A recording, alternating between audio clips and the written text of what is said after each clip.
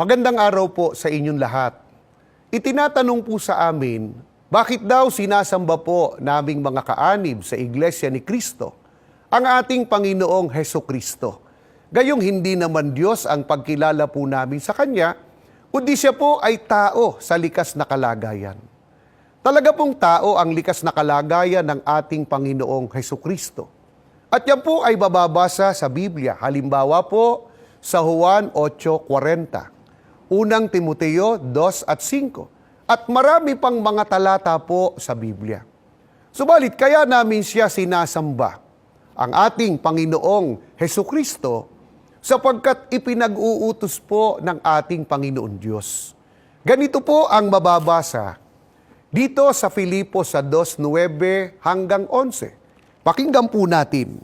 Kaya siya naman ay pinakadakila ng Diyos, at siya'y binigyan ng pangalang lalo sa lahat ng pangalan, upang sa pangalan ni Jesus ay iluhod ang lahat ng tuhod, ng nanga sa langit at ng nanga sa ibabaw ng lupa, at ng nanga sa ilalim ng lupa, at upang ipahayag ng lahat ng mga dila na si Hesukristo ay Panginoon, sa ikaluluwalhati ng Diyos Ama. Mga mahal naming taga-subaybay, napakaliwanag po ng pagtuturo sa Biblia.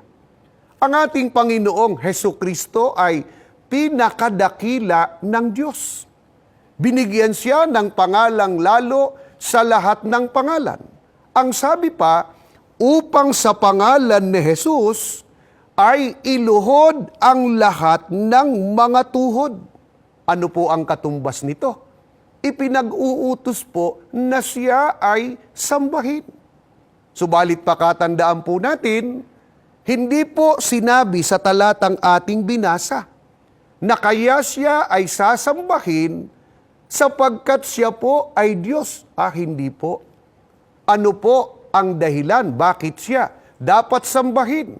Ipinag-uutos po ng ating Panginoon Diyos. Kaya sinusunod po namin ang utos na ito ng Diyos, na dapat sambahin ang ating Panginoong Hesukristo. Ano po ang ibubunga kapag sinunod po ang utos ng ating Panginoong Diyos, na sambahin ang ating Panginoong Hesukristo? Nakasulat din po sa ating binasa sa ikaluluwalhati ng Diyos Ama.